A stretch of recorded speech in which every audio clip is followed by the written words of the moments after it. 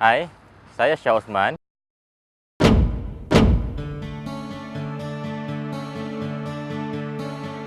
Bidang kepakaran saya adalah fotografi perkahwinan. Saya juga merupakan trainer dan coach dalam bidang fotografi, termasuk asas fotografi digital, edit Photoshop dan reka bentuk custom album.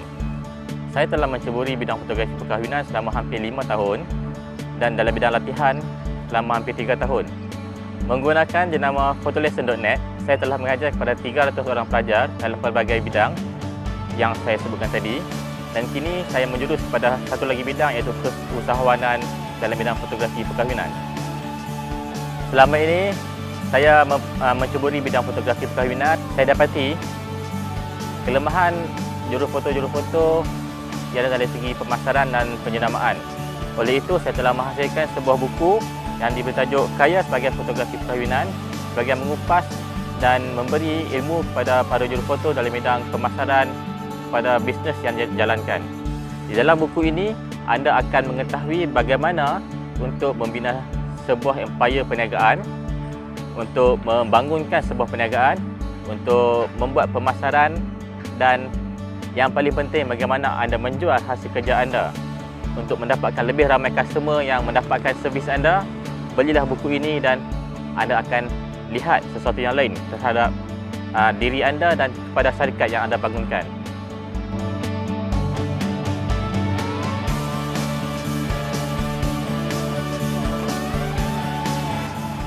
Sebelum anda membeli kamera digital SLR ini mempunyai pelbagai fungsi dan berbeza di setiap satunya. Daripada beginner, intermediate dan professional level. Juga ia berbeza daripada megapiksel, kerana megapiksel ini mempengaruhi saiz dan kualiti sesebuah gambar yang anda hasilkan. Nasihat saya sebelum anda membeli kamera, pastikan ianya sesuai dengan anda mampu memegangnya. Saya bagi nasihat ini sebab ada sesetengah orang yang tangannya lebih kecil daripada orang lain, ada yang lebih besar daripada orang lain. Jadi itu perkara pertama yang anda perlu fikirkan. Kedua, bajet anda. Ketiga, untuk apa anda menggunakan kamera tersebut. Jika ianya menjurus kepada fotografi perkahwinan, anda perlulah menggunakan kamera yang intermediate level sehinggalah ke profesional. Jika model-model yang ditanya, saya akan beritahu. Jika Nikon, dapatkan D7000, D90 ataupun D800. Mengikut kemampuan anda, jika anda mampu membayar lebih lagi, anda boleh dapatkan yang lebih tinggi seperti D3 ataupun D3S. Kepada pengguna Canon pula, antara model yang sesuai ialah 550D untuk beginner, 6D, 7D dan 5D Mark II. Jenama-jenama ini adalah jenama yang biasa, model-model ini adalah model yang biasa digunakan oleh juru foto dalam bidang fotografi perkahwinan dan ia memang sesuai. Saya sarankan kepada anda untuk membelinya.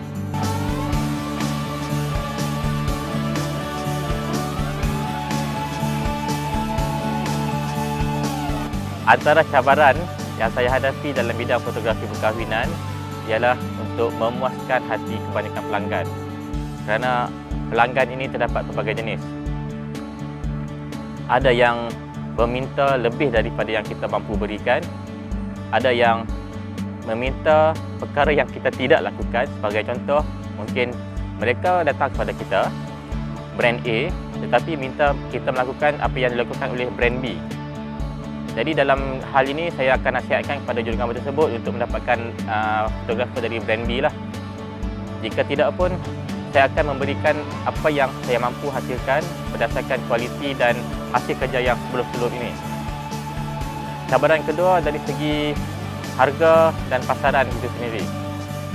Kerana ada sesetengah fotografer ataupun company-company persendirian yang meletakkan harga di bawah paras yang minimum. Maksud saya tidak selaras dengan mana-mana fotografer lain.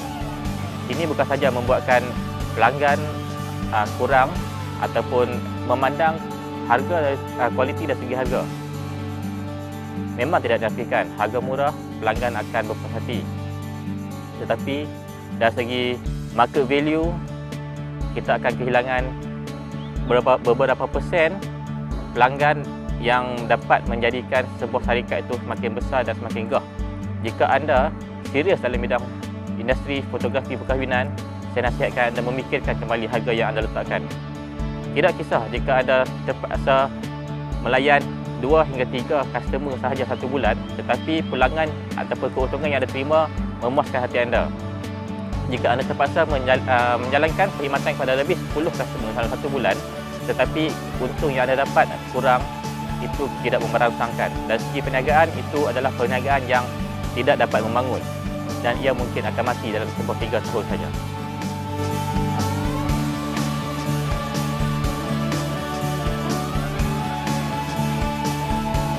Apabila menyebut tentang skill, ia satu subjek yang terlalu luas. Skill jurugambar ataupun skill dari segi fotografi perkahwinan, yang pertama, cara anda melayan customer. Sebab saya dalam bidang fotografi perkahwinan dan saya mengambil upah daripada customer-customer, jadi kita perlu ada skill melayan customer.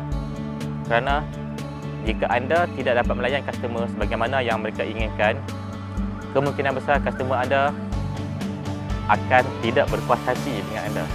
Sebagai contoh saya sebutkan, jika anda layan customer acuh tidak acuh, berkemungkinan anda tidak akan direkomend kepada rakan-rakannya yang lain, ataupun mereka akan membusukkan nama anda kerana sifat anda yang acuh tidak acuh dengan mereka.